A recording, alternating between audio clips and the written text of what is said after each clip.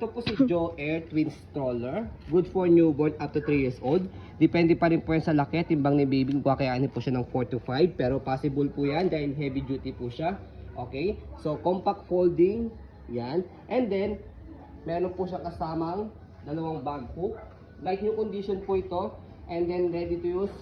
Okay? So, dahil hindi naman po ito masyado nagamit. To be honest. Okay? So, yung pad po niya is baligtaran. So, pwede yan kung sakaling ang anak po ninyo, yan, lalaki, babae, or kung sakaling lalaki, or babae sa babae, kulay purple. Ayan. And then, adjustable po yung leg rest niya. Okay? So, ito po yung details po niya one by one. So, canopy, wala po siyang faded, walang discoloration. Extension canopy, pwede nyo pasok sa loob. Ayan. Kung hindi nyo gagamitin. Ayan. So, peekaboo.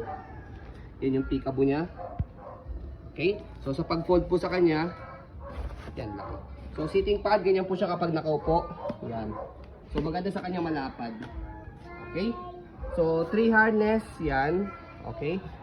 So, by the way, 5 harness po yan na wala lang po yung tigdalawa dito.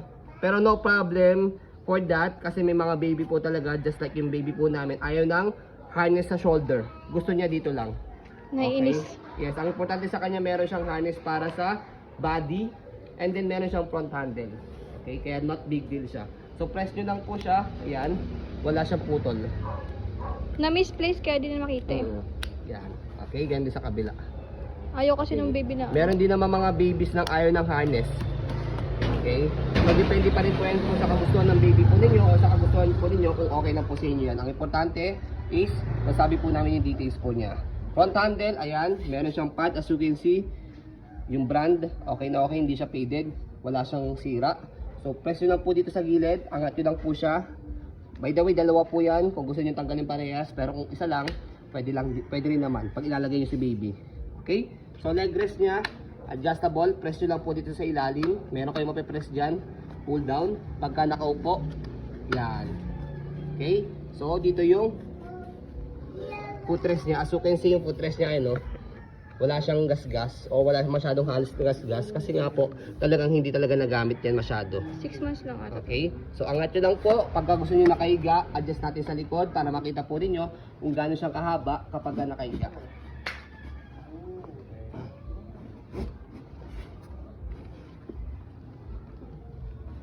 So yan. So as you can see, ang haba niya mula dito hanggang dito.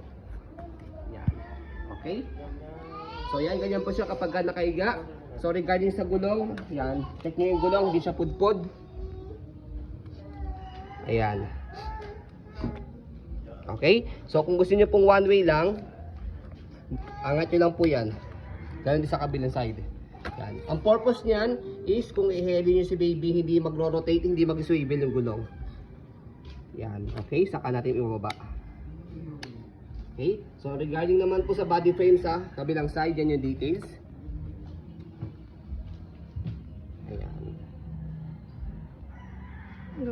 So sa kabilang sa likod, yan, unahin natin yung gulong, hindi rin siya pudpod, ganun din sa kabilang side. Naka-cable na po yan.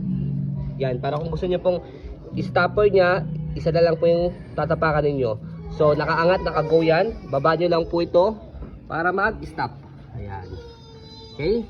Sa likod, dito siya ina-adjust kung gusto niyo po semi-reclined or fully reclined. So kung gusto niyo iupo, ayan. So press niyo lang po ito and then hatak po ito. Hatakin niyo lang po siya mabuti para upo-upo. Ayan. So kung gusto niyo naman pong ihiga, press niyo lang siya and then pull down. Hanggang sa pinakasagad niya. Yan. Okay? So ganyan siya. So ito, dinidikit lang naman siya dito. Meron siyang strap dyan. Yan. Nakadikit na pala yan. Bababa niyo lang siya ganyan. Okay? So, angat muna natin. Yan. Para kapag ka-finold mamaya, nakaupo na siya. Ayan. Okay? So, basket, ayan, malaki. Marami kayong mailalagay dyan.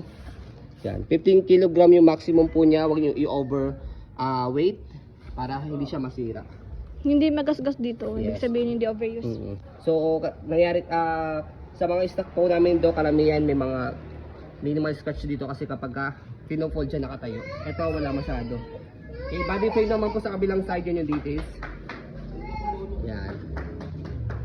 Okay, sa handle niya, ayan, wala po siyang issue. May kasama ng 2 pieces bag hook.